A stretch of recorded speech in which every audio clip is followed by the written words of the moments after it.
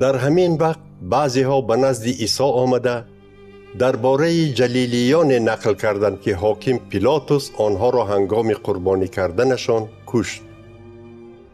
عیسی در جواب آنها گفت: با گمانتان این جلیلیان از جلیلیان دیگر گناهکارتر بودند که به آنها چنین حادثه روی داد؟ و شما میگویم نه، ولی اگر توبه کرده از گناههایتان دست نکشید، همه اتان مانند آنها نابود میشوید.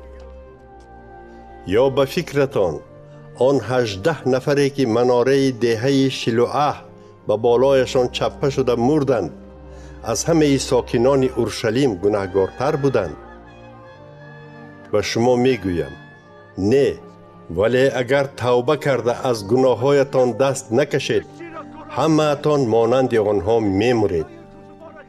عیسی چنین مسئله را گفت: یک مرد در تاکزار خود درخت انجیر شینانده بود. وی برای چیندن میوه پیش درخت آمد ولی چیزی نیافت. پس به باغبان گفت: من 3 سال باز برای میوه گرفتن می آیم و یک دانه هم نمی یابم. آن را بریده پرتا.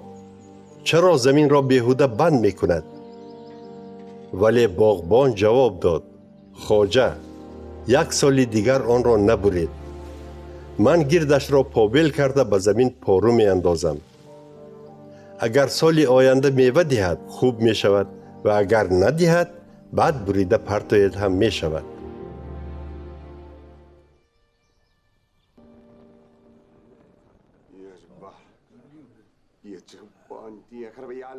روز شنبه عیسی در یکی از جماعتخانه ها مردم را تعلیم می داد.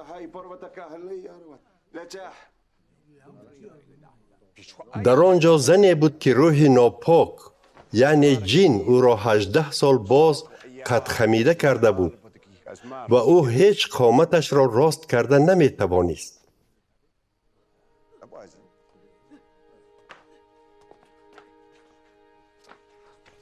عیسی این را دیده او را به نزدش دعوت کرد و دستانش را بر او گذاشته گفت: ای زن، تو از بیماریت رها یافتی.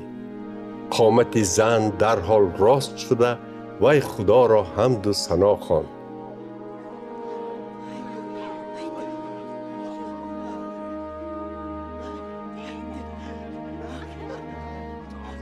سردار جماعت خانه از آن که عیسی در روز شنبه زن را شفا بخشید خشمگین شده به مردم گفت: برای کار کردن 6 روز هست و باید نه در روز شنبه بلکه در یکی از همین روزها آمده شفا یابید.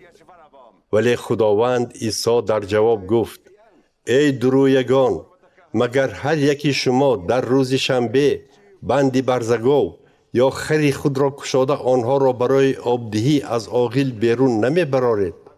حال آنکه این زن از اولاد ابراهیم است و شیطان او را 18 سال باز در بندهای خود نگاه می داشت، پس نخواد ممکن نباشد که او در روز شنبه از این بندها آزاد شود.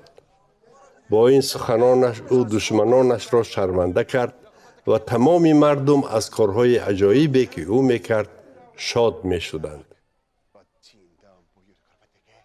عیسی گفت: پادشاهی خدا به چی مانند است؟ من این را با چی مقایسه کنم؟ آن به تخم خردل مانند است که شخص گرفته در باغ خود می کارد. آن رویده درخت می شود و پرنده ها در میان شاخه هایش لانه می گذارند.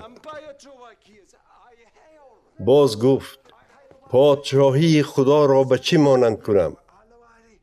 آن به مثل خمیر تروش است که زن آن را گرفته با یک خلط آرد آمیخته خمیر کرد و تمام خمیر رسید.